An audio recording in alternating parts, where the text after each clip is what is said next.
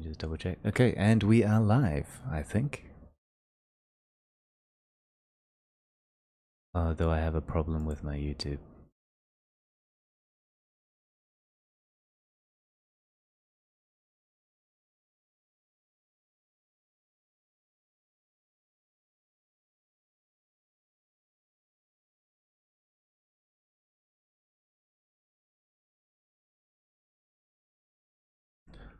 Delete this then.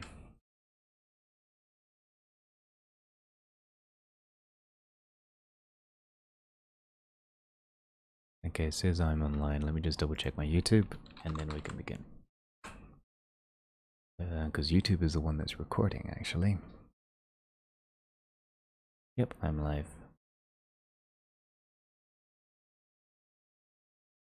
Recording, actually. Okay, guys. Hello, everybody here in Discord. We're currently in the Q&A and critique number 39 here in Arundel's Discord server. It is currently 12:17 local time, which is 17:17 in UTC. The world is going crazy, but we're here, we're excited, we're going to continue working, we're going to express our art, and we're going to focus on making the world a better place, one click at a time. So let's get to it. So today we have an exciting lineup. We have our special regular guest here, Darren. He's got some excellent information concerning visual grammar. He also has some questions, and I also have some a lot of information that I'd love to share, and also a walkthrough of how to do it practically using the Blender, the visual sequencer editor, video sequencer editor, and start working on some animatics. And on top of that, we also have another artist guest, Shade Snoop. He's been here before and shared his art, and he's got an excellent piece to go through concerning architecture. And we also have a free asset pack, which Slink, who's currently not here at the moment, but hopefully he'll connect later, concerning a foliage pack, trees, grass, and some plants that he has kindly and freely distributed on Gumroad. So without further ado, Snoop, I'm keeping an eye on the chat. I've noticed that you've uploaded an inspiration and a guide, and I'm happy that you're here to connect. So we're going to take a look at your piece of art. So this is an open microphone critique and also comments and answers and things, and we're here to ask you questions about this art piece and also to praise it because I quite like it. Shade Snoop, what's the context of your image? I wanted to create an exterior scene for a long time, but I didn't really have like good assets, but recently I bought the Botanic add-on, so then I was looking for inspiration, so I found this one on my Instagram. I just took a screenshot and since this was my first one, I didn't really put much thought into it. It was just to get my feet wet with the add-on, just knowing how to scatter stuff and using the assets and All right. just everything basic. Okay. And here I have your image here, and let's take a closer look at your image. So basically what we see here is we have the mountains, we've got a nice grassy and a flowery field with tulips everywhere, I think. Got a couple of pine trees and a couple of other bushes scattered around, and in the foreground we have some nice leaves in front of the tree or in front of the building, and on the building it's kind of like a shoebox or a container with another smaller one underneath, and the top one is supported by pillars. So we've got... Yeah, I just posted another image that version? I used. No, like the blueprint for the house. Okay, I see it. Oh, very nice. So you park your car underneath. Very cool idea. Yeah, but I didn't put the car because I thought that it wasn't gonna look good with all the grass and stuff. All right. All right, guys. So if you have like a rating or some opinions of things, feel free to talk in the chat and the Q&A and critique chat, and or in the voice chat, and I will read them out. You guys are free to talk, or you can open up your microphone. But in my opinion, I quite like this piece. So what do you guys think? And a rating of a 1 to 10, or or do you see some things that that are excellent and other ones that need more work? And before that, what do you think?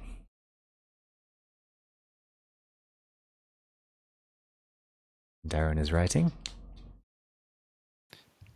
Yeah, it's a nice concept.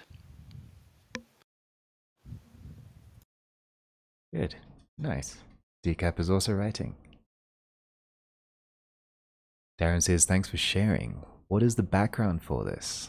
This is a question for you, Snoop. Is it for fun? Is it for exploration? Or is it for a customer? So basically just for fun, but I do want to do this professionally, but I don't get much time because of my studies.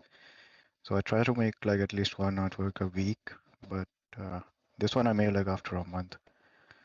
So hopefully when I finish my college, I can start doing this more regularly and eventually professionally as well.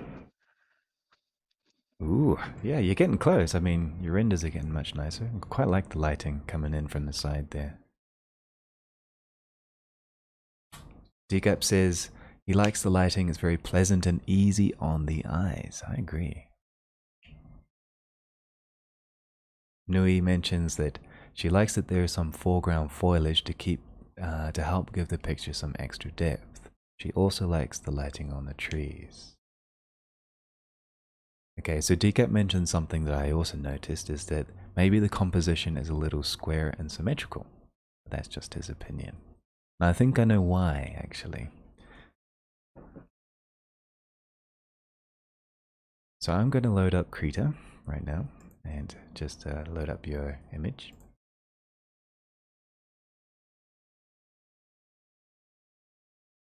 And we'll just copy the image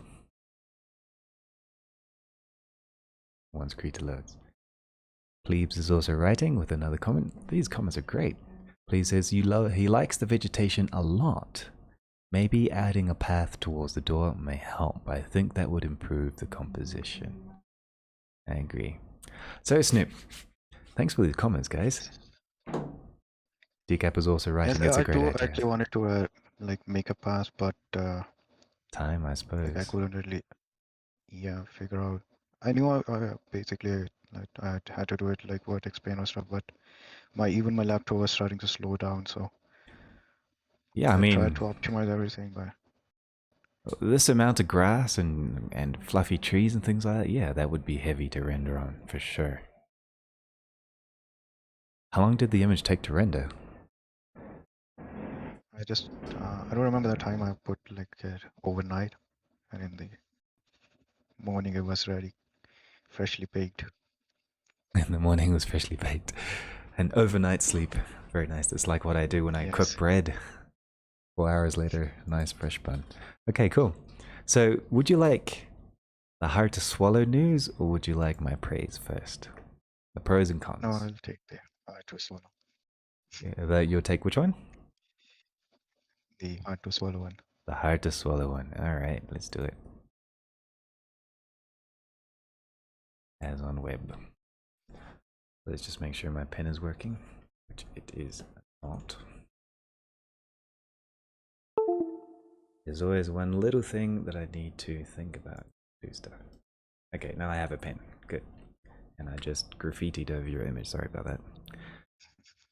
Alright, so first things first, someone mentioned that it looks a little bit boxy. So if we go back to your reference that you had earlier, also just a quick little pause, Decap also mentions maybe breaking up or staggering the pink flowers in the foreground a little bit could make it slightly more dynamic. That's an interesting concept, yeah, right. So I'm going to paste as a monitor. Alright, so this is your reference, right? So let's take a quick look at your reference of the things that you want to target. So you targeted, a good thing is breaking down your reference. I'm glad you provided the reference, because now we have like a contextual bias of explaining what you want to target. So this part here, this is good. You got that, nice. The next part you need to remember is that you had like a nice design of a house on a frontal view, and then you had a nice surrounding of foliage in the background foliage in the middle ground and a little bit more in the foreground as well. So you have like a complementary framing of a garden around the house. So those are like the three targets that you're trying to find. There's the depth based on the framing. Sorry about the background noise. And the structure of the house. So if we go back to your image. Oh man, Colombia is so crazy. I have people with megaphones on my street. I'm not sure if you guys can hear it, but he's trying to sell us blenders. Irony? Yes. All right, so one thing here is you're using your top frame up here at the top, which we had in red. You've got this red part of the frame up here, which is great. And you have this, you have the framing of the foliage around a little bit, which is nice. And you're also using the mountains a little bit to frame the house. But you're missing a little bit about the foreground foliage to kind of bring out the garden and the framing of the house. Another thing that we noticed in the house is that the house in your reference is in perspective, even though it's a frontal image. So this is where we feel like there's a little bit of an optical illusion happening here. We've got a lot of light on the wall here, and a lot of light in the door frame here, and on the frames of the windows here, which is kind of strange. We don't have any perspective. So the house is slightly on an angle, but it is drawn as if it is flat. So you have like a really big lens, right? So in this case, you need to think about a little bit. So you know this for this one, I had just downloaded another add-on called Focal Lock, and I was testing it with so I didn't really play much with the composition. I just played with the add-on, and so it kind of just locks your camera, and as you move the camera, it adjusts the focal length accordingly. So. Oh really? So you're tilt shifting it to the left and right and up and down, right? Yes. That's why it looks flat. Okay. So that's one of the key aspects from your reference, is that you have a frontal shot, but you have perspective. So because you have perspective, you can look inside the room and you can see the depth that's happening inside the world, right? So these perspective lines help you create the general idea of where we're supposed to look by the concept of the perspective inside the actual image. So that's one little thing that, like maybe they had a Y lock on the tilt shift of the camera lens. As you can see, the lines are straight on the vertical lines, but the ones that are leading out in the distance, you can tell with the foliage, this is close, but everything else is far away. There is a very strong horizontal perspective happening inside the world. And that what drives the framing. The framing here is this is dark, and this is light. That's great.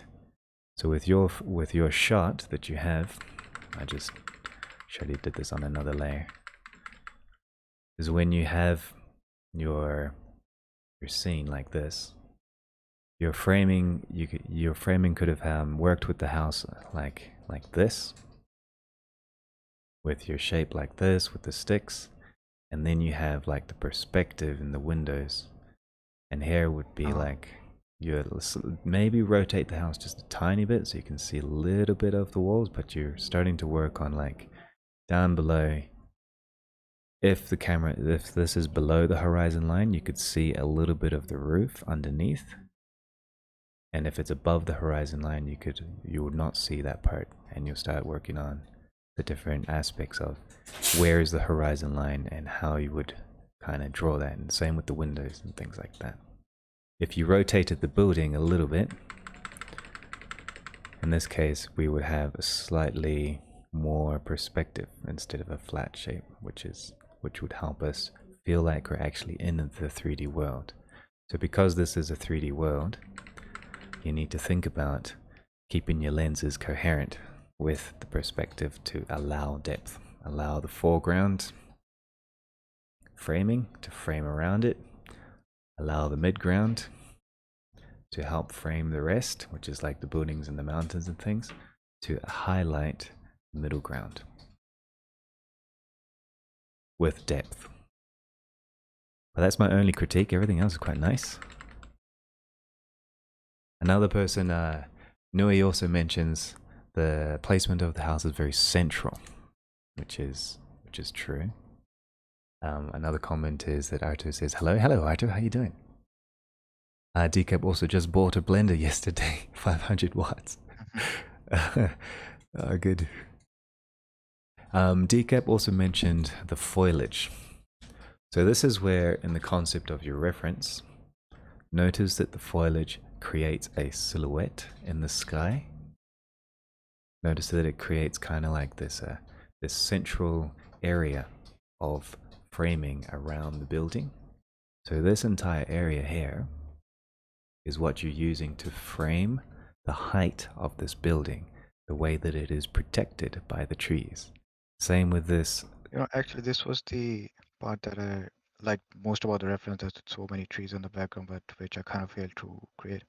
So one thing with that was about like my laptop. I wasn't sure The it was gonna limits. handle all of that. And another thing was I wasn't really sure which trees kind of go together. I didn't want to like have trees that don't really exist together in nature and put them together so that might look odd.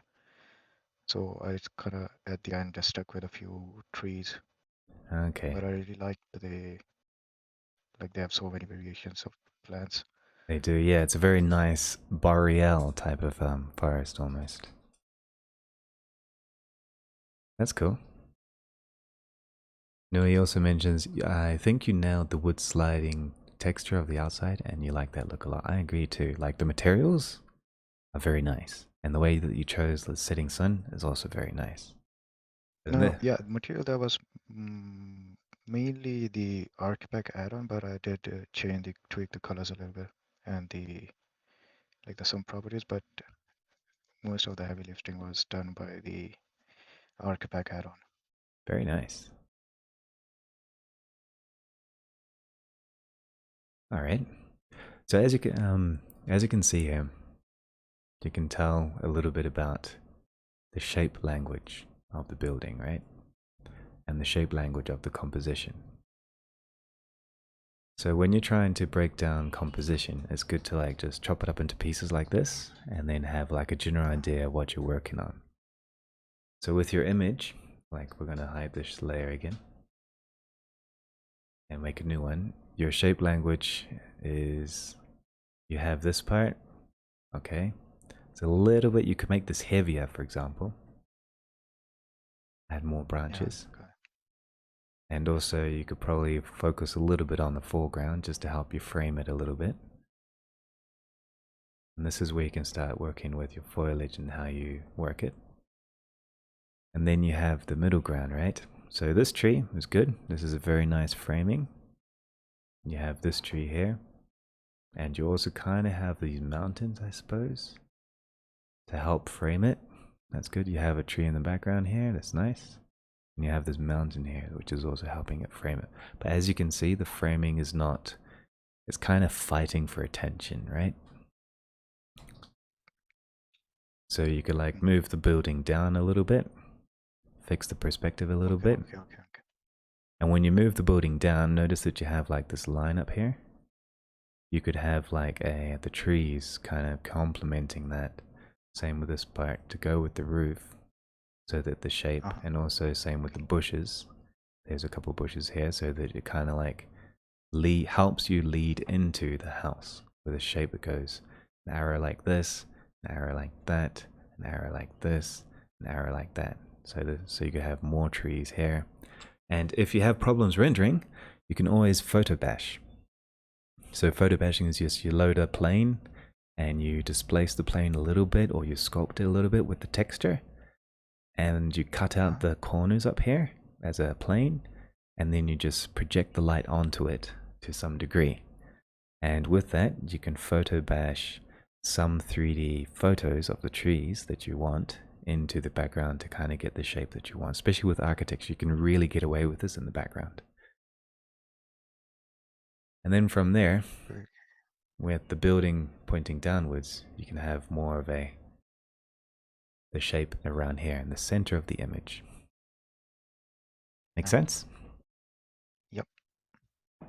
So those are my critiques. Hopefully they're helpful. But thanks everyone Can for you jump talking. to the reference image that I provided? I just had another small question. Yes. So you see, like around the building, they have like I don't know, like concrete or asphalt material, kind of. Yes. So yeah, so I wanted to like recreate that, but I was having trouble like having the grass and that blend together. There was like a very like a sort of like a straight line, very noticeable kind of. So how would I like have a particle system and like a plain texture, but also have them like merge together nicely?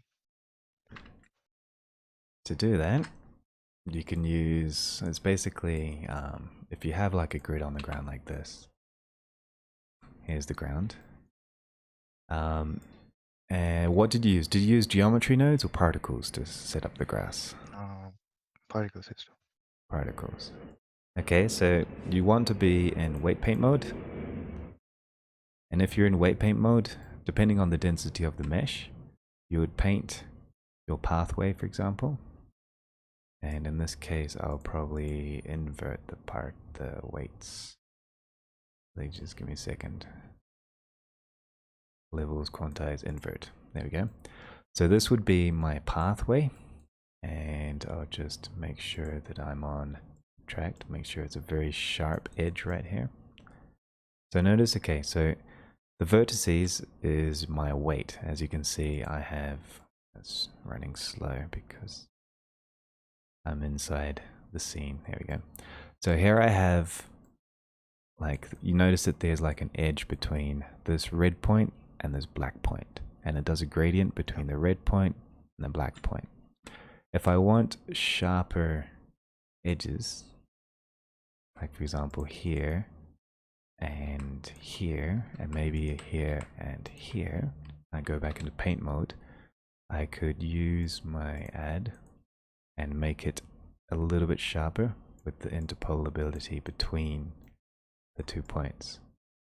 Right, so the geometry kind of helps you define that, and then from there, once you have a weight, just negative everything else, like this edge here. Once I have this nice and clean, this is what I use to emit the particles. And now if I go into my particle settings, create a new particle tree, turn off my physics to none, make sure my frame is at frame 1000, I think I have that.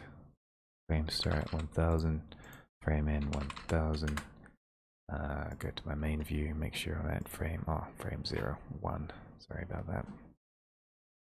Back to my particle settings. Frame 1, end frame 250, no, 1, lifetime 50. There we go. So notice I have all these particles, but it's on everything, right? So I go down to my vertex groups panel, and then I go to my density and choose the weight that I created.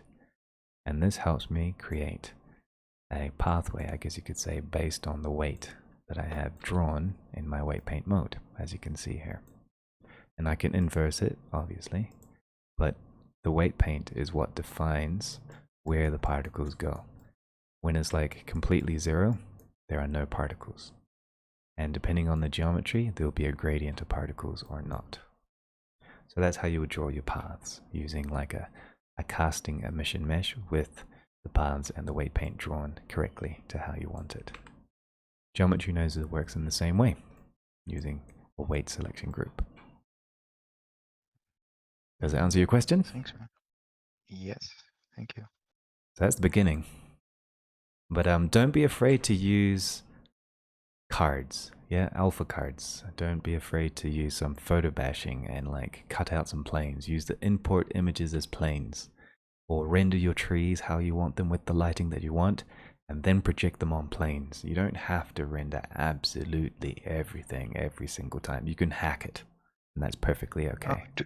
Like, is there any tutorial for that? Because I basically import the images and plane, but I don't understand the part about projecting. All right,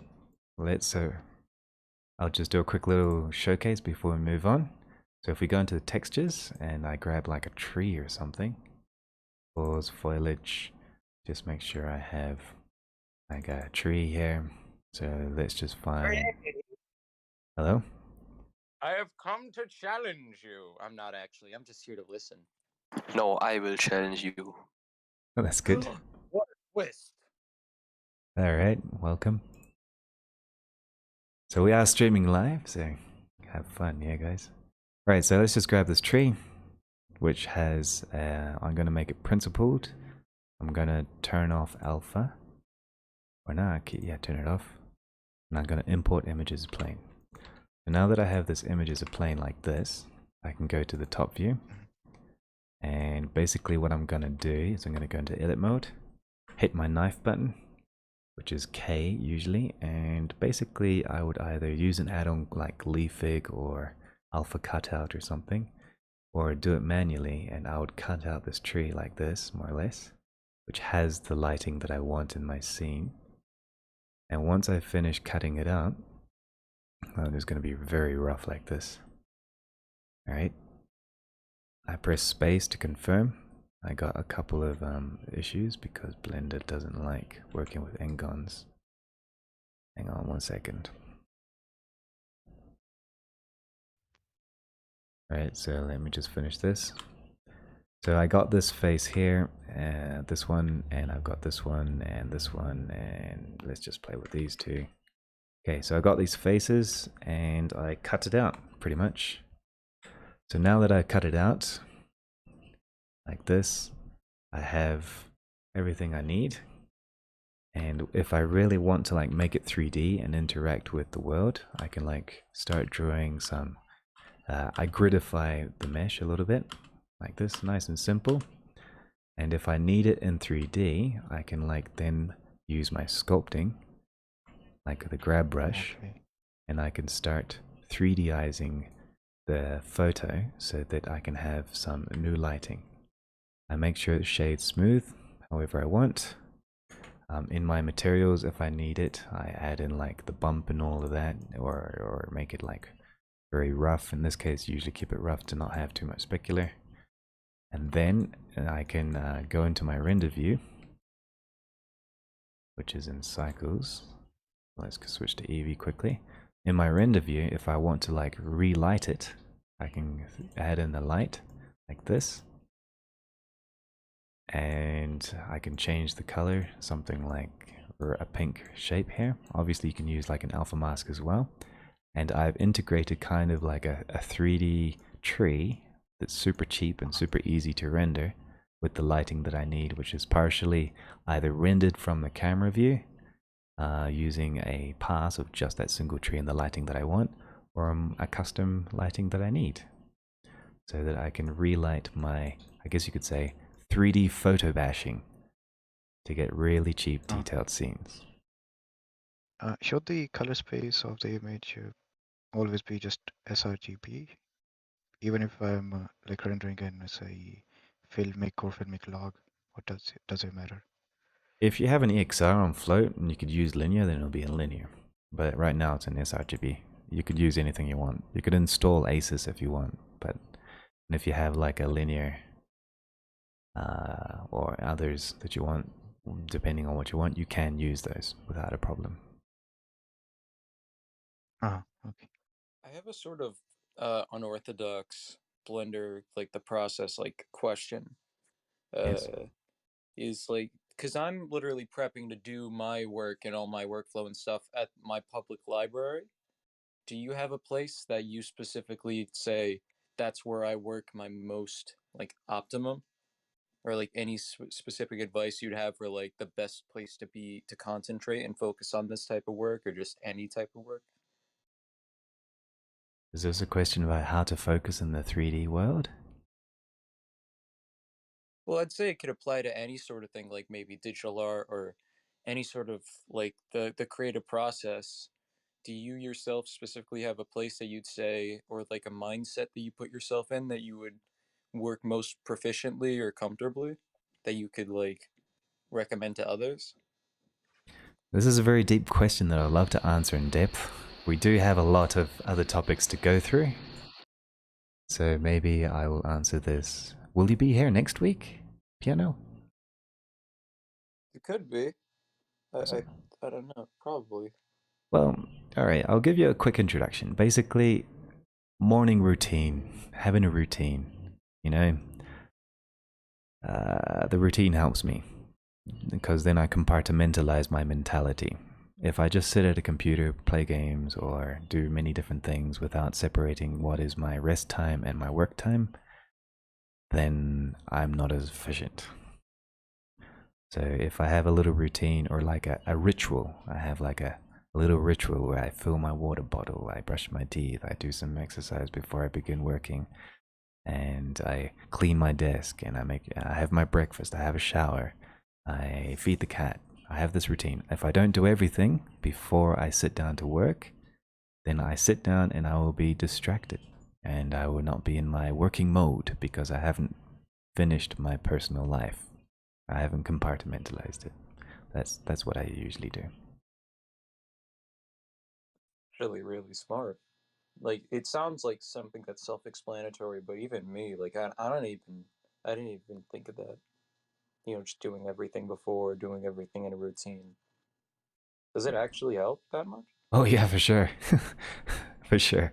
When I didn't do this, I used to spend my whole morning and only start working by midday, even though I had been at the computer for 5 hours. So it's kind of like, it helps me to compartmentalize. It's one of those things where it's also like I kind of see that as like that seems like something that would probably help with like you're working on something and you just can't really think about it, like you're stuck on one little thing, that if you just got everything, all those little distractions out of the way, you'd probably be able to think about it more critically, like maybe certain node, uh whatever the who and the what's it's, you know, like whatever you need to do with nodes, like a problem that you need to solve by creating nodes. And without like clearing your mind, you wouldn't be able to do it that critically, like think about it that critically and like focus on it to get the task done a lot more proficiently and solve that problem. Is that kind of Andreas? Yeah. On the photo bashing, when we cast a light in the corner, we're faking it, right? So we're gonna have to go back and see what works and doesn't work, right? Like you chose an off pink or something. Mm-hmm. Yeah, a little magenta, I don't know, fuchsia, whatever color. I'm not a color guy. Drum roll. When you do that, are you gonna have to just keep iterating a couple of times? And since it's low resources, because that light isn't actually the light from the lighting source, it's a fake light, right? Correct. Just to give you an idea of how that works, I'll open up a quick little project to expand the concept. What I'm suggesting is you pre-render your lighting. So for example, in one of my projects that I worked on, hang on. Why is my computer running slow? All right, Slink, actually I have your scene loaded up here, and this is why everything's running very slowly. Some of your trees are quite heavy. Yes, I have your scene here with your assets right now, with your trees and things. So I had a look at your project. Yay. So it's about 530 megs to download. You get 1, 2, 3, 4 trees with 3 blossom trees. You have 2 little weeds and 2 pieces of grass. And it's kind of nice for free. But when you look at, I had a look at the poly count. These are high end. And you have a lot of subdivision modifiers applied. And I'm not sure how are the trees applied, or are they actually, do they have any live operators maybe? Well, the only operators they have is like geometry nodes to scatter the leaves. That's the only operators the tree have. And then grass just has subdivision. So it is, if you want to make close-ups, so it's smoother. So it actually looks good if you make close-ups. If you make like just a field with grass, you can turn off subdivision surface. Oh, I see now. That's why it's running slow, because everything is live still. Yes. I missed a bit. What are we currently doing on the Blender? Today we're currently doing a live Q&A and critique. We just had a look at Snoop Dogg's architectural piece and worked through some comments and critique. Now we've done kind of like a segue into how to use optimized tree cards and also a little bit about a question concerning productivity. And we're going to review now Slink's tree pack, which has some live geometry node tree leaf systems. And then from that, we're going to actually go on to a more of a hypothetical theory or creative theory concerning the grammar of visual language, which Darren is going. I have a question for Darren, which is coming soon. And then I have a short little walkthrough and presentation of my creative process concerning script writing to actual animatics with a technical walkthrough. A lot of content, so today might be actually 2 hours. We'll see how it goes. So that's what we're doing today. This is streaming live, by the way. Oh, like on like Twitch or something? Exactly. No, thank you. All right, so Slink. So you have live leaves on your trees. This is why it's running Yes. slow. Also, this legacy notes. All right. I'm lazy. I didn't want to redo it. It's like, so I'm lazy. Yeah. The trees are ace quality. They're like super, super high poly. All the leaves are individual, nicely generated. Yes. UVs on the trunks. But Even actually, twigs. the trees are generated with M-tree, so not too much work at that part.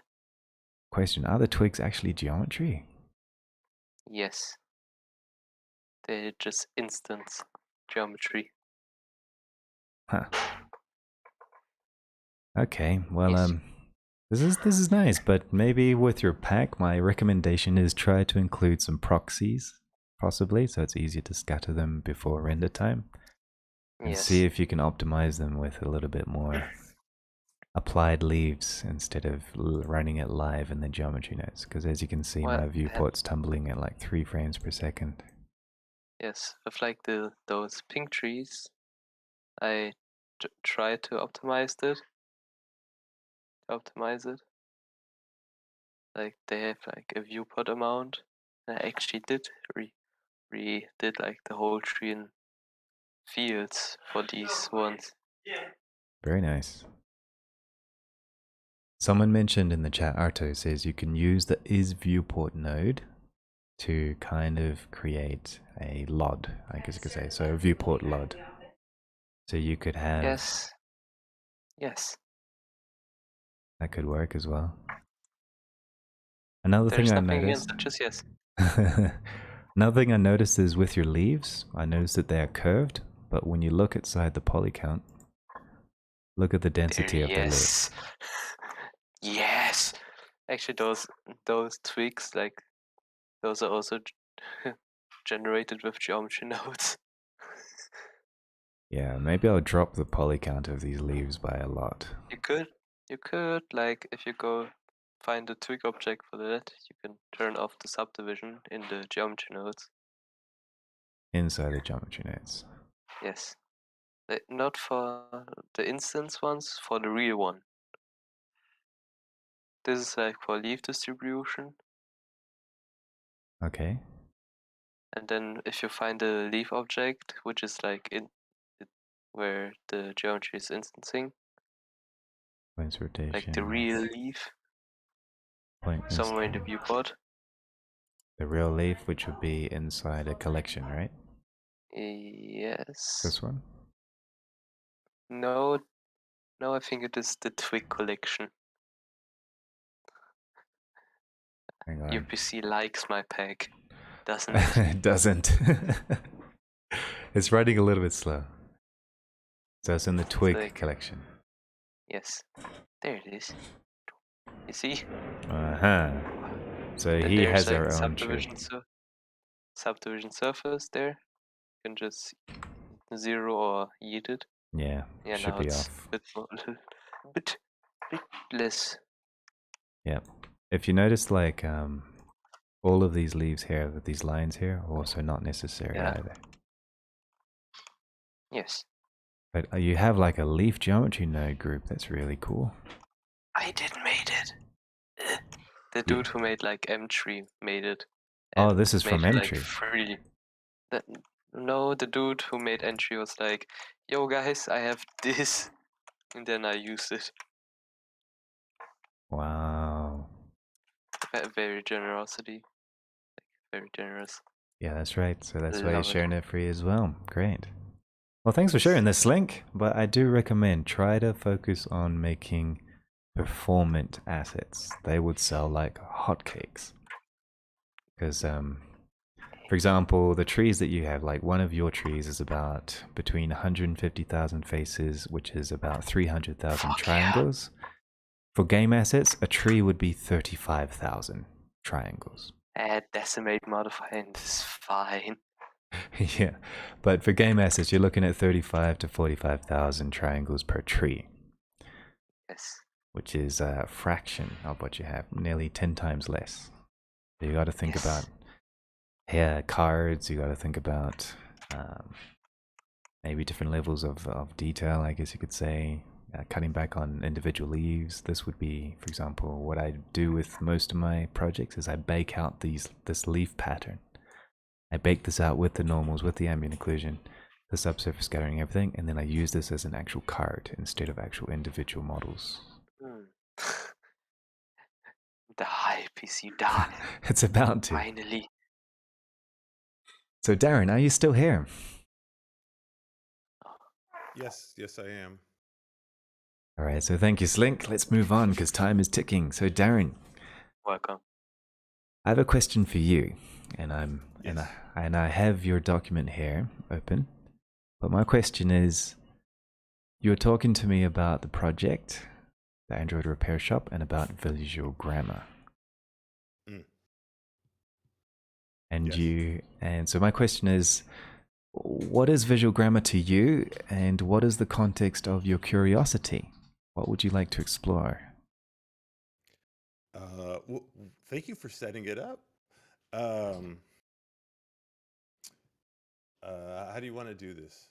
How do you want to do? Everybody can. The link to the file is in Q&A, or they can watch your screen, or I can share my screen. I will share my screen. You can share yours as well if you want, and I can watch it. That's no problem. Okay. All right. Let me share. See you later, Yush. Screen.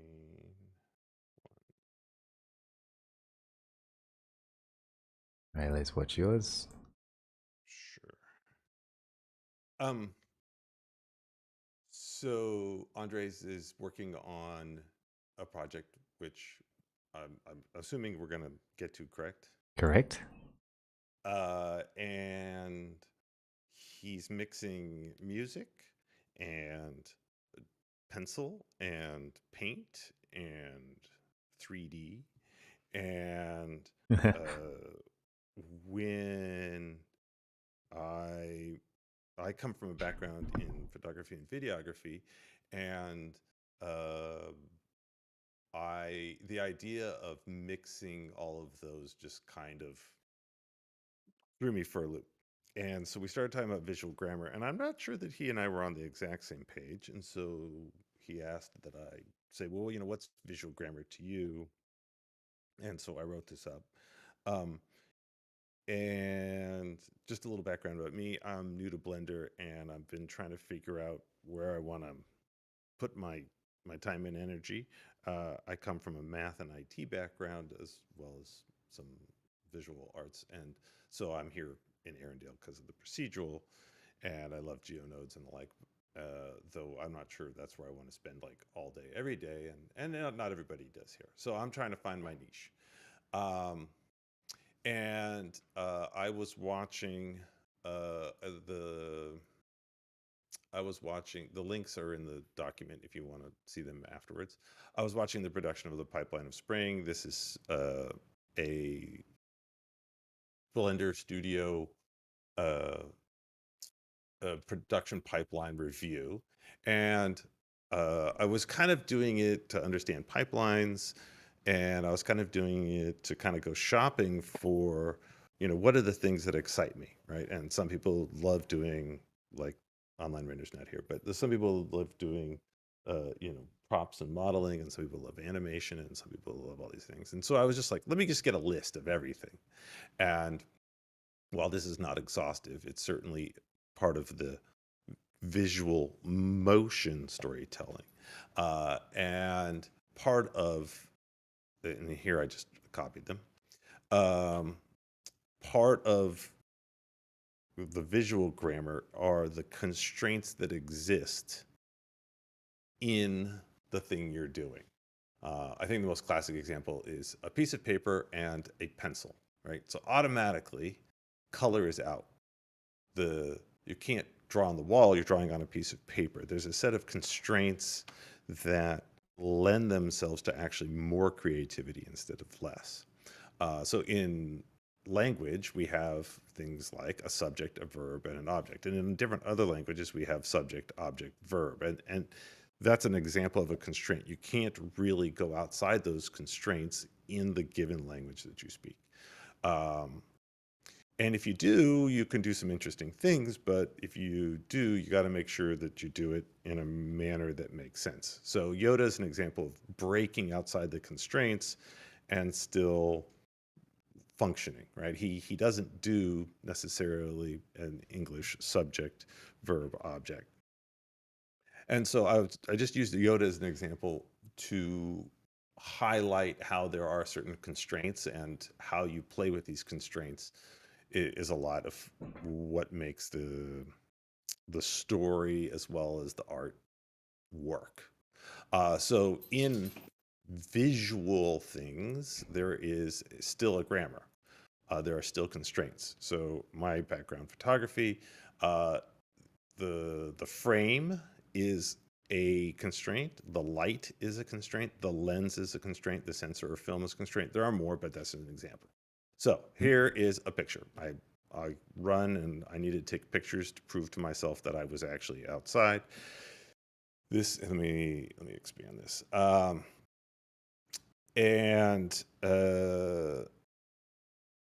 We're talking about storytelling, right? Yes. So this sucks as a picture. And people might say, oh, that's a nice picture. It's pretty sky, blah, blah, blah, blah, blah. I would personally put it in the while it does have a constraint and I am exploring it, it's not even an environmental. To me, it doesn't have an intention other than to record keep. So, which is fine, right? That's the point. The point is to remind myself that I ran. Some people make things in Blender because they're just awesome. They love to do it. Slink may want to do it to make his computer cry. You might do it for a client. You might do it because you're just learning. And that's the intention is a slightly different than the actual grammar. Intention is personal. And we'll get to style, which is also personal. So sometimes there's things abstract. Like, I don't know if any of you have seen Purse Beats stuff.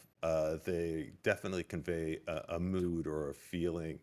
And there is plenty of visual grammar that is intended to convey something through symbology. For example, street signs. Right? Physical paintings, classic example of constraints. And given those constraints, we have innumerable amounts of different kinds of artwork. And then I wanted to talk about for a second, there's other kinds of constraints that aren't really constraints. So people might say, you're in a particular medium or particular movement, you've got a particular genre, and those genres have rules. And in truth, these are all external classifications. They have nothing to do with the grammar or constraints of what you're working with. And then there's style. Style is how you put all the elements together. Hue, color theory, physical application of the paint in the case of painting, subject placement, and so on and so forth. So a quick example, we have Rembrandt. This is self-portrait. You can see his uses of color, and some of this was his particular style. Some of this was just exploration. He's got a zillion self-portraits. Yeah. And given these constraints, this is what he came up with, right? And given the exact same constraints, this is what Van Gogh came up with. And for the sake of time, I'm just going to keep going rather than diving into this stuff. So I want to do a quick detour into comics because they have a constraint called frames and gutters. So this is Dinosaur Comics. This structure here, this 6 panes, this frame, gutters are the area that exists between the frames. This exact grammar is the exact grammar that this gentleman, I think it's he, has used for 18 years. Like literally this exact thing. And then he just puts text in here. And the author has made a living. Just making the same comic from the same. Yes. And if you would like to see them, here they are. There's the link right there. And 18 years worth of them. A lot of social commentary, a lot of template, a lot of structure. So back to Blender, back to the stuff that we may or may not do. So if you have an image, for example, here's a dog is looking at the cat is in the tree. So the dog is looking at the cat in the tree, right? This is the sentence in an image. Now, it doesn't have to be this way. And this particular research paper, he breaks down the different events that are happening, right? So if we focus on, this is the cat, this is the dog, right? These are the subjects and the object. If we focus on just the dog, because the dog is looking, right? The dog is examining. These are the elements that are put in different ways to create a style. If you want to explore this further, graphic novels and comic books have their own they're not actual rules. They have their own language. And these are just 6 of the things that exist in the language of comic books because they have frames. Right? Okay. So the thing about Blender is it's a blessing and a curse because it can remove all of the constraints.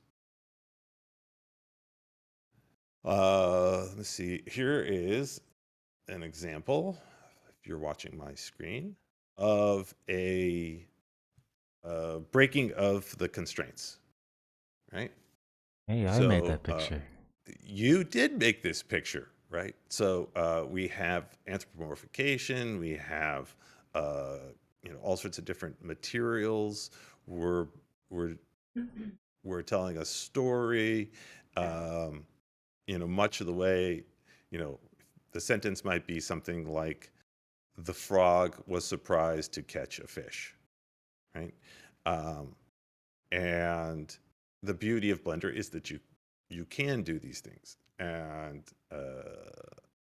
so let me just keep going. I have a bunch of stuff here regarding comic books. I'm not going to get into it for the sake of time, but they do have their own vocabulary.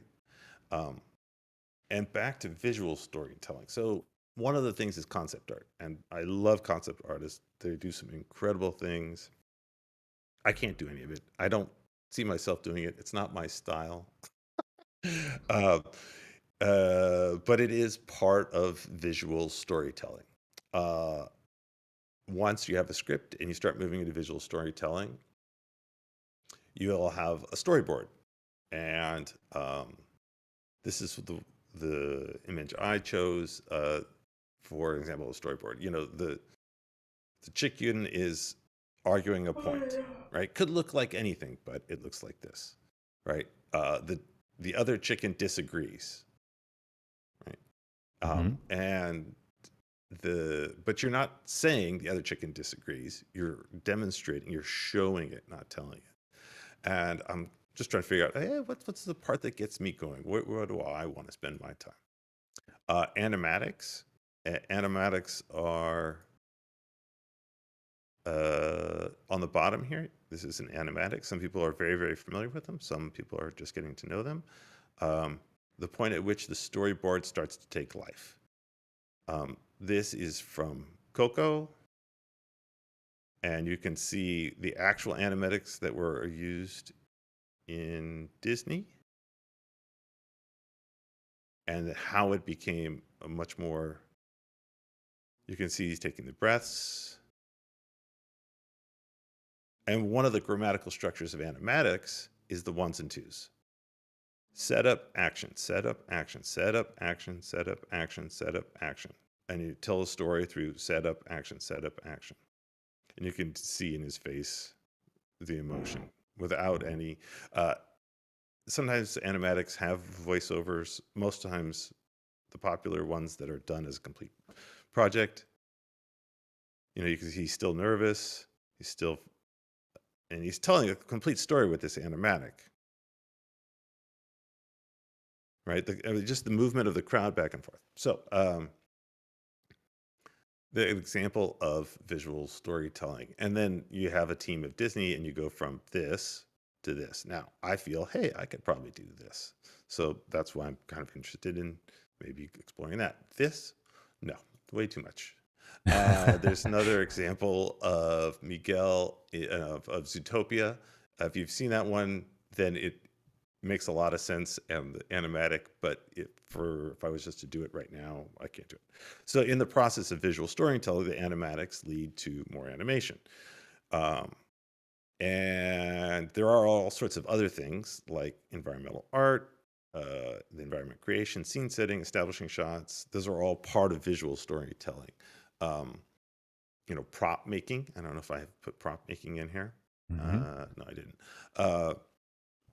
And each of those has their own grammar, right? If you're making environmental art, you actually follow a certain genre so as to have certain quote unquote rules so that you end up with a certain event, right? When you set the scene, you're motivated by certain things to create this story. If you walked into a scene where all of the table was set and everything looked great, and the next the table's flipped and all the stuff's on the floor, right? You have told a story with just scene setting.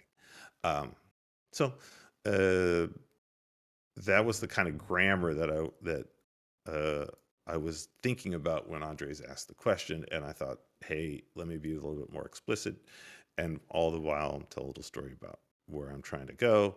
I didn't get into animations or effects or rendering or compositing or grading, which are all visual storytelling dynamics. Yeah. And I might explore them personally, but that's just like even more different things to explore that I didn't get time to really get into. Well, this is a solid foundation. So that was my take on visual grammar, and the PDF is in the chat. It's a slightly older version, but all of the links, there's no new links. Yeah, the links are great. I highly recommend reading them. So if anybody has any questions about visual grammar or... Very annoying has a question. Rob. Yeah, I have a question. So I'm trying to understand this. So you're talking about constraints and like the frame or the lighting. Each sort of genre has its own constraints. So is this sort of like the rules where you have to follow it, otherwise people won't understand what they're looking at? So I actually, that's a great point. I actually skipped over a sentence here, and skipped over the sentence, or maybe I deleted it from this version. I actually did delete it from this version. Maybe I should have left it in there. So part of the reason that we have grammar, we have genres, and we have styles is because it lowers the amount of energy required for two people to have a communication, to share a story. If you've ever seen some stuff like Koyani's Quatski or some maybe movies that are just like, I have no idea what they're doing here. It's because you just can't bridge the gap. Whereas if you hang out with your friend who speaks the same way, who has the same cadence, who uses the same vocabulary, like the energy level to have a connection is super low. So so like having something that has like, if you're doing a horror film, you have like the lighting really dark and place or music or whatever to give a certain mood, right? You wouldn't just all of a sudden be in like a bright sunny room and then I don't think I actually read it here, but genres have a creative way of doing things. For example, you don't give away the murderer in a murder mystery genre, right? Like that's the rule, right? Because Why it's not? because the tension that exists in the storytelling, it's a totally valid question. The tension that exists in that kind of story is the mystery, where the detective or whoever's trying to find the answer has to go looking, and we go along for the ride to try and find the answer, right? Correct. And in a crime genre, which is very similar, the audience knows ahead of time, and the tension exists between the cat and the mouse, the two that go after each other. And it has just to do with agreed upon tropes. Now, you asked Slink, why don't you? If you've ever watched Knives Out, the author, or not the author, director flipped between the genres. Lech has a concept of context. Those who don't know and those who know. I mean, an example of replacing a word and changing the entire meaning using the concept of grammar. Right, and there's no words here, right? We're using a different idea of the word. Mm-hmm. I have to admit, I am over here in the, oops, sorry, those who don't know. Lech, would you be willing to hop on and explain the grammar or the story behind this? He's writing? He's typing, yeah. Yeah, 1 second. He's willing to. Well, this is really good, actually, Darren. I think you got generally the most of the concept understood, but there is a possibility that I noticed that there's a little bit of overthinking. It's not. Hello, Lech. How you doing? Yes. So if you've ever seen, okay, so turning the words and common phrases, the common structure of the English language, and comparing it to a visual language. It's a lot like when a newspaper spins a story by simply rearranging or changing a single word, and the structure of the grammar is still intact, and it'll basically, you can basically take someone's sad face, put a picture beside it, and tell a story without really changing, let's say, the sad face, but putting simply a different picture beside it. And as soon as you establish a sort of expectation, which, as I posted here, that perfect example of a meme we know really well, you can continuously change whatever picture is the subject, and it communicates the same way every time. Interesting. Yeah, so I hear you. Grammar can also have multiple different meanings. Well, it's the structure of the interpretation, not the actual meaning. The meaning can change, but the structure of the interpretation is what stays the same. Yeah, and I totally agree. I just want to circle back. The reason that this whole thing started was because Andres was mixing all these different mediums and genres and different grammars, and I was like, "What? What the?" So, but you still haven't explained, Lech. I'm in those who don't know. Can you explain? If you want, I can explain. Yeah, I mean, that is Yeah, you go for it, Trace. So I have prepared most of my morning to help it break it down to you. So, for example, similar to your document, this is how I understand. This is my I visual thought you were talking about process. this meme. This meme. I mean, sure, we'll go to. I was wondering if this particular meme This could meme be. is just I hate it. it's just it's one of those shock value cartoons that has been on the internet for a very MTV, long huh? time. And no, it Ah. so it looks If nice you and know, fluffy, but you it's know. not something you'd show your child because it just Got Very it. gory, very quickly. agresses very, very quickly. It escalates. Okay, so yes, that was my question about the no, don't know that. Okay, great. Also, Thank you, Lach. don't show it. Also, don't show it to like adult. Yeah, Also, Don't show it. yeah, I'm hesitant to bro. explain it better. So the context is, those who don't know, look at the image without the context. The context is that these people suffer, all of them usually suffer a gory death. And those who do know, well, obviously they understand the context, and it's a pretty morbid picture, even though it's full of bright colors. So temporal coherence of this particular image gives a different context of the story, which is a nice segue to my explanation to your questions. Because for me, like you asked me, what is my visual grammar? How do I work it? How am I doing it with my project? So to me, visual grammar is basically the communication of problem solving. It is the scientific method to me. So for example, if we take a look at the scientific method, to me, a visual grammar or any grammar, a linguistic grammar, a visual grammar, a social grammar is always about making an observation, identifying a problem, researching the problem, developing a hypothesis, designing the experiment to test it, collecting and analyzing the results, and constructing a conclusion, which happenstance to be the same structure of, for example, the modern storytelling from Dan Harmon, which is where you are you, which is you're an observation, a person looking at the world as it is.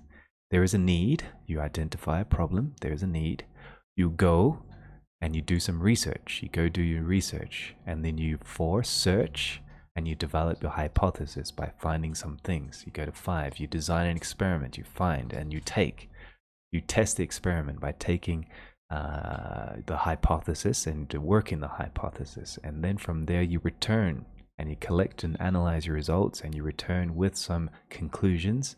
And then you construct a conclusion, which is basically the change in the story.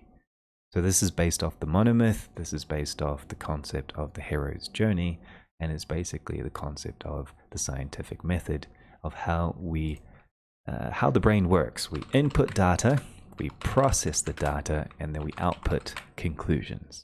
And to do that, we developed a concept of language to communicate problem solving. So how does that translate into cinematography? Basically, in this concept here is like, you're wondering, how do you talked about your limits, right? A fixed frame from the lens. So that's the limits that you have. With your comic book, you also talked about the frames of the page, the lack of the ability to use animation. You also talked about audiovisual concepts with the limits of the colors, the limits of not having colors, pencil and paper. This is where you start to think about, okay, so how do I apply a concept of communicating problem solving with a story through the limits? But this follows a couple of pillars of visual grammar, which I divided into 3 things.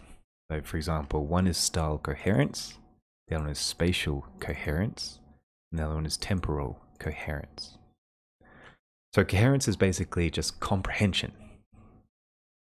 So for example, when you talk of like, okay, style is very personal, or it could depend on the culture, it could depend on the influences, could depend on your group of friends, could depend on the language that you're talking in, the lingo. Yeah, that's good. That's style coherence. But coherence is basically the consistency of comprehension. So if something looks similar to the next thing over a period of time or a number of different elements, that is coherent. You don't add like a cartoon Bugs Bunny to a realistic world unless that is part of the coherence of the entire film. So that's like, it's the concept of consistency. But spatial coherence is the idea of understanding the world around us. We are 3D creatures in a planet. We live in a concept of time and space. And in this case, to understand our existence and the existence No, we around live in a us. simulation. Yeah, Get it right. All right. But basically, we need spatial coherence. We need temporal coherence as well, which is things that happen over time. We need a sequence of problem solving over time. So this leads me on to the concept. Okay, so storytelling, where does it come from? It's basically, there's a quick history of language, yes? So would you make an individual grammar for your story? Yes and no, I just follow some things. I mean, to me, it's Like, very say, liberal. you have this movie. Sorry? Say that again? Oh, you cut out, so I was like, pardon me? Whoops. So, because I'm just wondering, like, if you would, like, say you've got all your villains wear a specific color or have like a certain characteristic, like, is this the sort of stylistic, is it simply stylistic, or is it like a grammar that, and would it be something that's understood universally? Like, is there a certain kind of grammar that you need to apply first, like a first layer sort of style where it's like everybody's going to understand this? Like if we have all the bad people or the bad scenes in a dark lit area, like that's kind of universal, I would think. But like you could make it all like a tech sort of environment there, and then have everything sort of organic on the good side or whatever, right? Like that would be an individual for your story. Does that make sense? What I'm asking, like, would you have different layers of that? Yes. Basically, I go back to the basics, which is, for example, based on history of language, we started talking to each other and we started communicating problem solving with the basics. And the basics always is about linguistics of understanding what a problem is. So a problem also requires people, it requires what is the object, it requires when is the situation, when should we do something, where should we do it, where is the danger, where is the person, how do we solve the problem, how do we cross the river, how do we plant some seeds, and why? Because we're hungry, we're trying to avoid the winter in the future, we're trying to get through. So we developed a concept of communicating problem solving, answering these particular questions, and that started our concept of how we communicate today. So from talking, we started showing. I take my friend by the hand to the river and I show him the bridge that I made to cross. And then from there, we started developing systems of drawing and illustrating our problem solving. And then we started using writing. So with writing, in today's language, we also have a concept of audio, which is what we have right now, video, and we also have an interactive concept of problem solving, which is gaming, and also interactive educational platforms like today, and also social engagement. So all of these things are contributing to what we call the visual grammar, I guess you could say. A grammar is a concept of just communicating problem solving at its basis. So in my concept, well, I boil it back down to the basics. The basics is, well, who are my characters? What is the situation? When is this happening? Where is the world? How does the world work? And why? So I totally agree with you, Darren, about the structure of storytelling is like linguistics. We have subject, verb, and a complement. So with my students, I also teach them with the hand that you have the who, the what, the when, the where, the how, and the why, which is each part of your fingers. The complement is basically the palm of your hand. So the subject is like your elbow. The verb is kind of like your wrist or your arm. The subject's the arm, the wrist is the elbow, and the hand is the complement, and the fingers are each of the different details of the complement. So with that, I can translate that into cinematography and start thinking about different things. So basically, the way my process of the creativity here is I take the language of cinematography with these particular questions of who, what, when, where, how, and why, with the different types of shots. This is how I would work the animatic and storytelling. And each one of these types of shots answer a different type of question.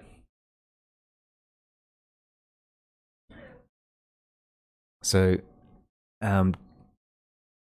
should I go deeper into answering, okay, so if I want to create the style of the animation, what is my process in more of a practical sense? Or is the theory a little bit, is the theory okay for now?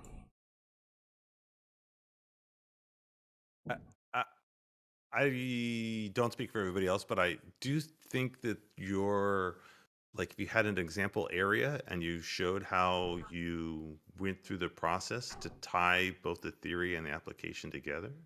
All right, good. Because each of your areas has their own style coherence, correct? Yes.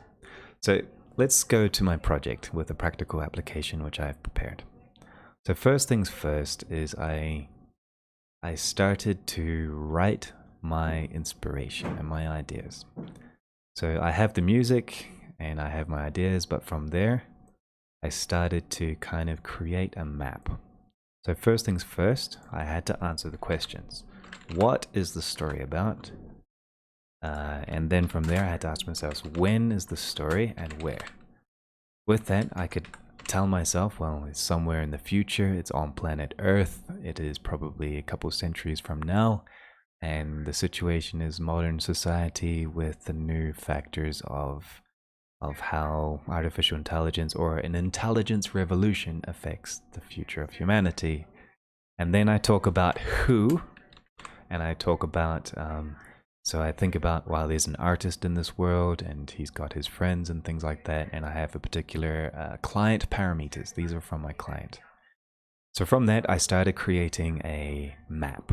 With the map, I have a general city with different parts of the city that is based very similar or kind of similar to my own city, my own experience. And I start mapping out everything that I need in this particular world. From there, I started writing a 5,300 word document and got all my ideas based on every single part of the city, including a high-class district, a business district, a transport district, and different things like that. And with the transport district, I also had a quick look at like different types of inspiration, images, and ideas. So I start to feed my mind. This is where I apply the scientific method to my own creativity, and I feed some input. I get some input and I start to process the input. So once I finish processing the input, yeah, I'm on Twitch and YouTube as well. So when I process the input, I have this document which I have open here. Basically, I've created a thought process of my requirements for world building, which goes through an idea of media. It goes through questions of what is the world, what are the characters, and from there I understand what I'm doing. And I go through the hero's journey a little bit, but later, not yet. I start just getting all the ingredients. I feed myself some ingredients. Once I have the ingredients, I can open up I start writing everything of my ideas based on the references, and I start thinking about the setting, the history, the temporal coherence, the setting, the spatial coherence, and then from there I start thinking about the characteristics, and it's like a minimized summary of everything, and then I go to my story writing.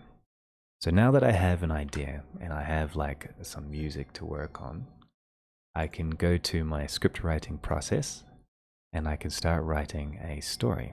So in this particular song, which is song number 10, Electric Shadows, each neighborhood is kind of like a representation of the song, and the song has a particular little message and some musical tones that I really like.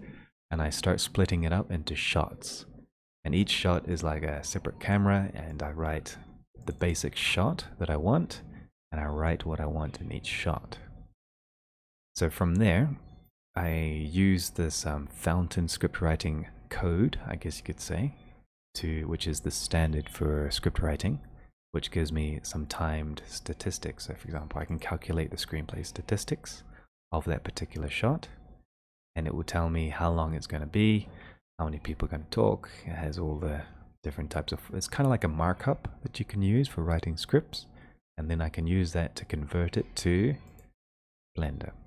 So here in Blender, or B for Artists, I can load a fountain script because it's basically a text file. Whoops.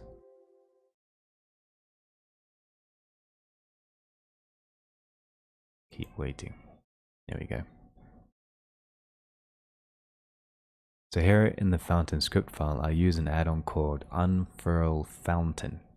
Basically, it reads a fountain file and it automatically creates a preview of the script with timing and scenes into the actual project of the video sequencer editor.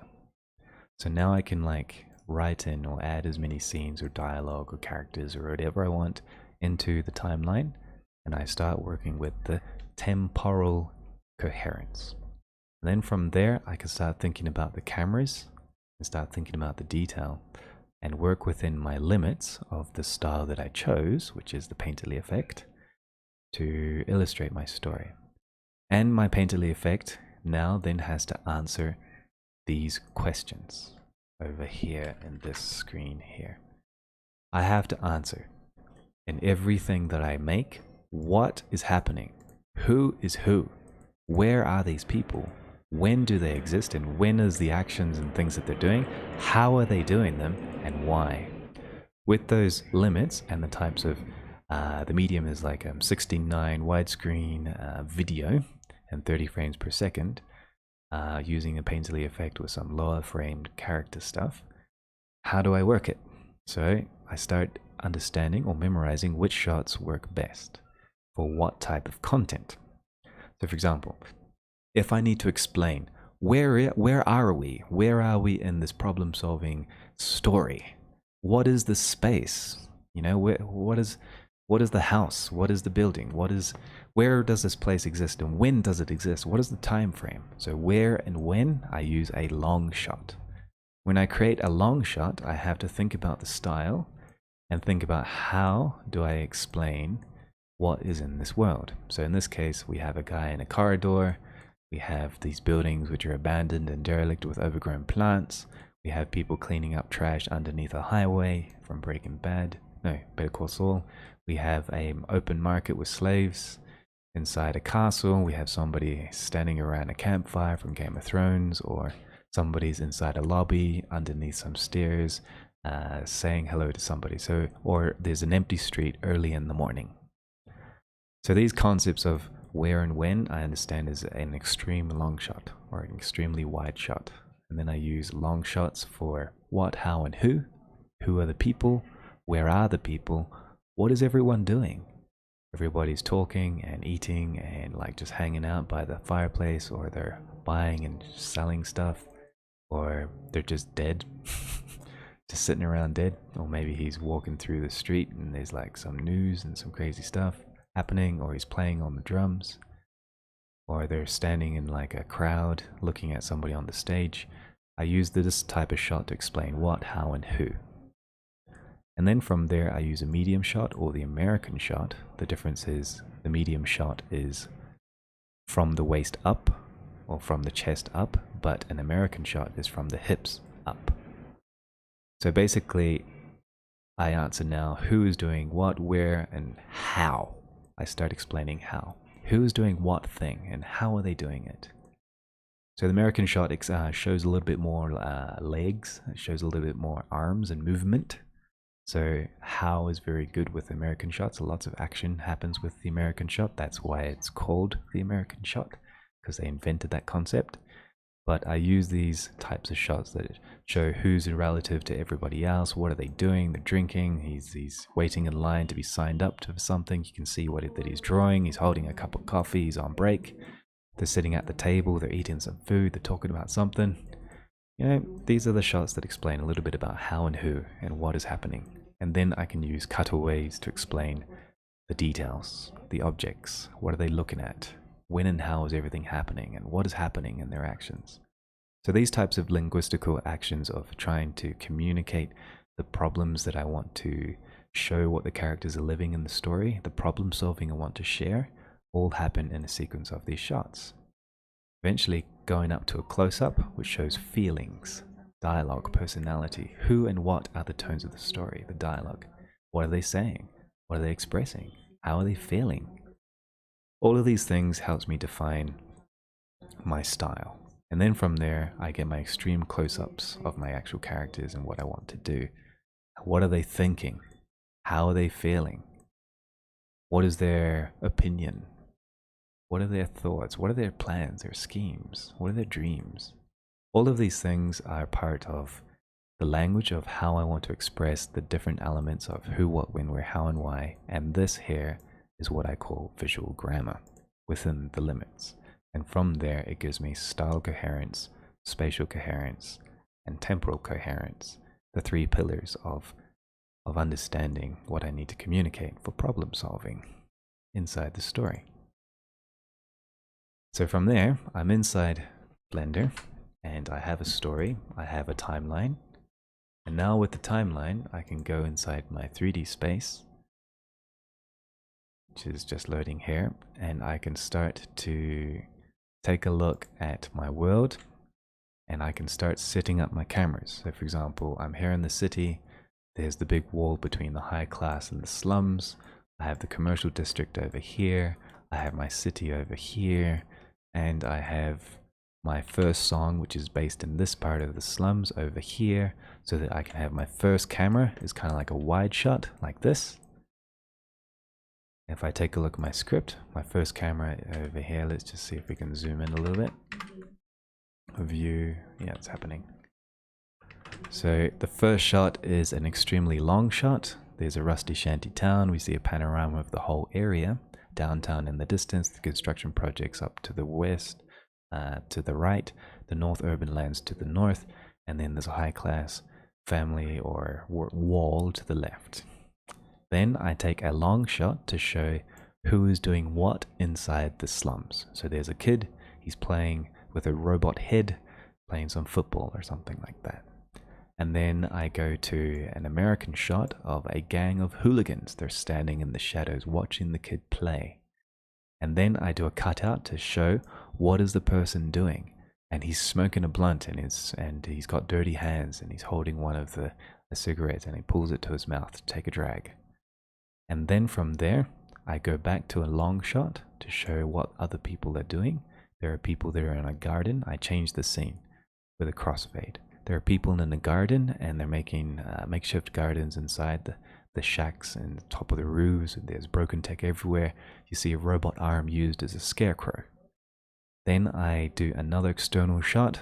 This time it's an American shot with some family members sitting inside a table underneath a crashed drone, which they converted to a house. They are impoverished. They're in rags, but they're happy to eat. They're very simple people. Then I crossfade to an extremely long shot to show a little bit more about the world. Where is this place? And up close, I have a surveillance drone looking down on top of all of the huge amounts of poverty that's happening there. I wanted to show the scale of poverty and that it's under surveillance, but they're doing nothing. And then I do another cut to an action shot, an American shot, where the hooligans with a baseball bat are smashing some of the government drones. They're smashing it and it feels quite violent. And then I do another cut to a close-up of a priest, and this priest is blessing the hooligans for destroying the droid. Obviously, they're technophobes, and that's why they're impoverished, because they're not under the universal basic income provided by artificial intelligence assisted governments. So I do a close-up, and we're back at the kid. So the kid is looking up at the wall. We can see the wall behind him, and the wall is in the light. The kid is in the shadow. And then I do a cutaway of what is the kid looking at, and he's looking at a robot sentry on the wall pointing down at him from a reverse shot. So that's my quick little story from that particular song. It's about 1 minute or two. That's about 2 minutes long. So there's a lot of looped animation. I'll try to keep it simple within production time frame. So with that, I can kind of use static people frozen in time, or I can use motion capture animation. I gotta think about the characters. I gotta think about the world, the types of cameras, and from that I can develop my style and develop what I need for that particular world and start conceptualizing and drawing everything out, either in 3D space, on pencil and paper, with the grease pencil, or anything. But that's my process. I start asking myself, who is in the story? What is the story about? Where is this happening? When is it happening? How are the things happening? And why? Why are the people poor? Why is the kid looking up at the wall behind the high class? Why are the people growing their own food? Why are they under surveillance? I want to explain a little bit about this throughout the whole entire series of videos to kind of set up for a bigger universe. But this is where I start going into my actual concept of world building and developing the style and everything within the rendering limits and my computer limits and everything like that. So here we go. That's basically it, really. That's the process. Does it make sense? Or will I sing the song, says Arto?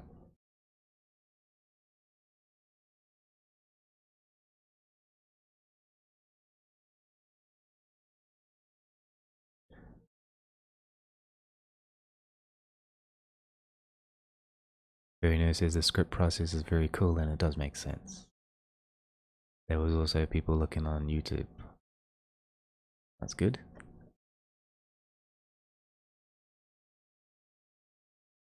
We've been here 1 hour and a half.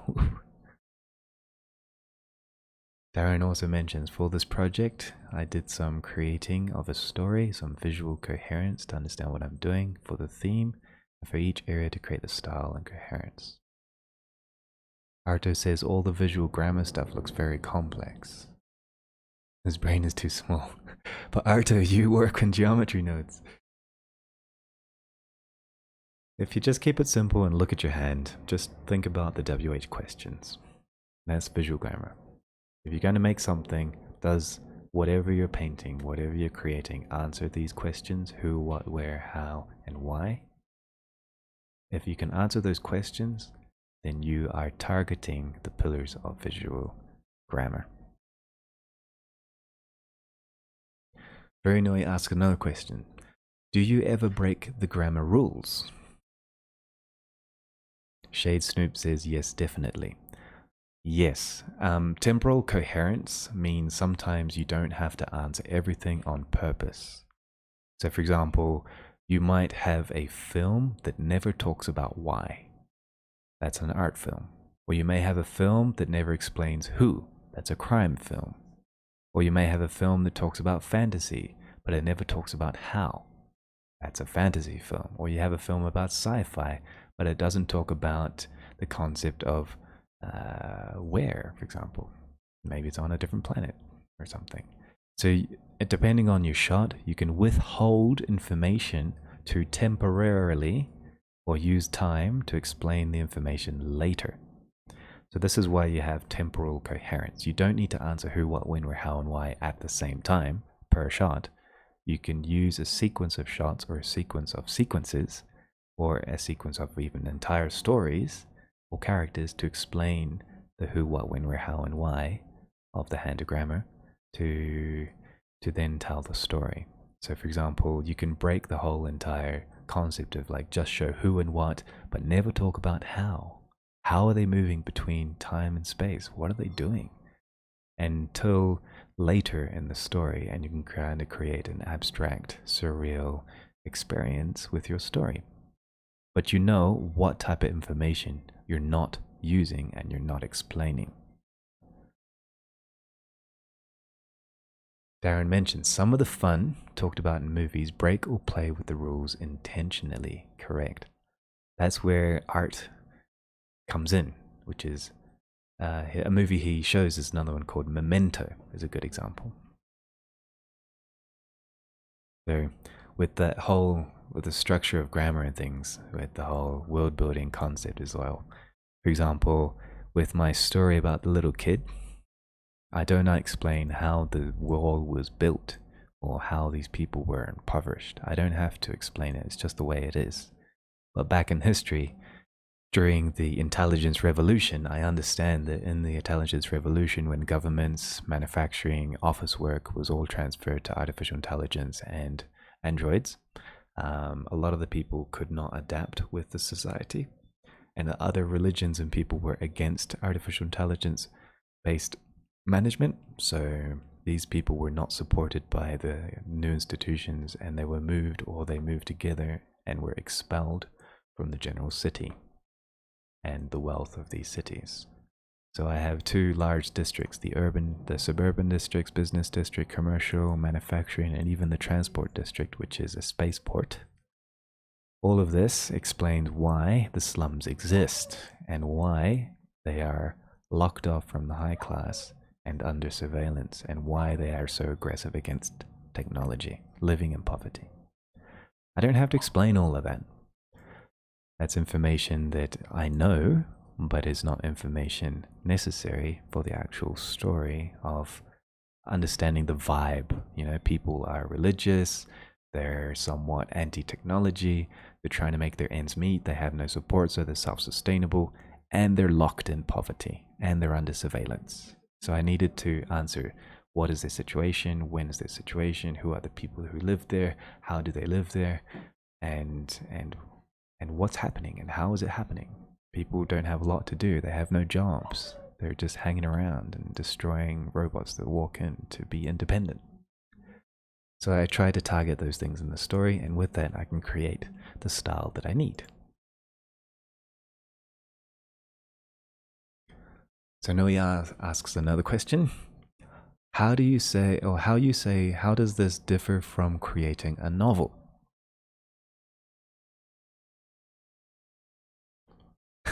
Arthur mentions the poor people have titans inside.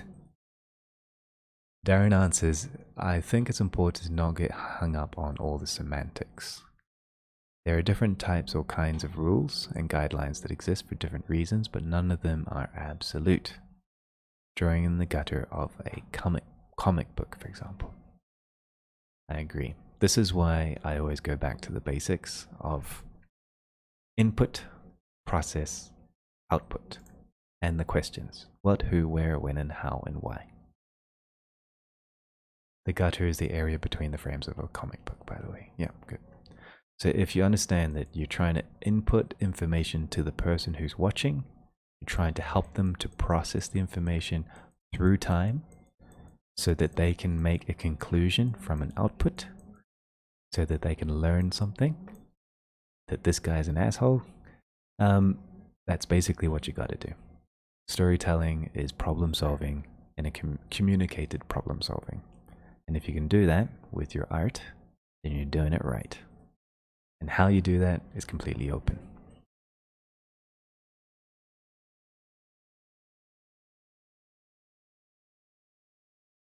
So guys, it has been 1 hour and something rather minutes, so I'm going to give it a wrap. Darren, do you have some extra comments? I noticed that you're writing quite a bit. Oh yeah, don't throw any shade at my man J.K. Simmons.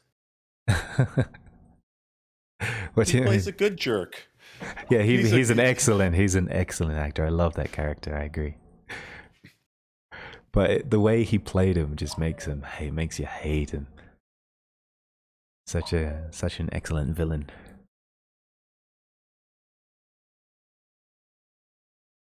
Very nice. Says thank you. It was very interesting. I'm glad you find it useful.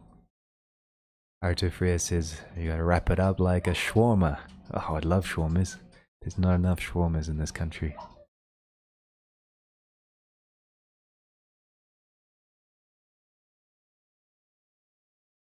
Anyway, And obviously you can be a lot more granular as well, obviously, when you look at the shots. That's why shot language is important, right? Composition explains a lot of these questions. Shackman says thank you very much. Decaf says thank you for putting this all together as always, and everybody who contributed. Yeah, thanks, Darren. Thank you, Andres, for putting this together and hosting it. That was good. Next week, I would like to go into a little bit more depth with this. Hopefully by the time I finish making the animatics for these music videos, or some of them, I can help talk you guys or work through some critique and see, all right, is the language okay? Is the story okay? And to also start opening doors to character design and other things like that. Because to be honest, I don't know how my characters are going to look in this world. I have no idea. Yet. I also need to make these a lot more recognizable.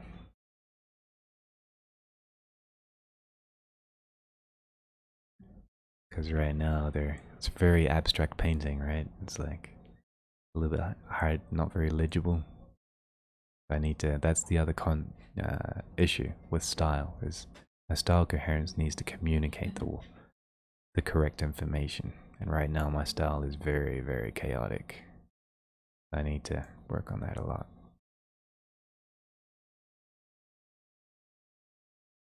In the background, it looks great. It's fine, but up close, I need to probably redesign this building style a little bit. They do look like slums, based on my references. But I probably should make it a lot more boxy. With things like that. This is my city here.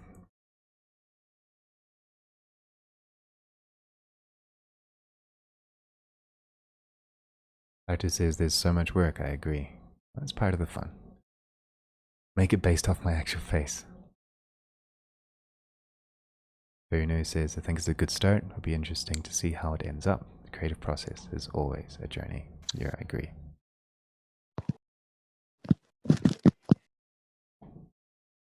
Alright guys, so I'm going to finish the stream here. Thank you for hanging out till the end. You really... Damn it. He came in just late. Rip. Oh well. I did save it for later, hopefully. See you next week.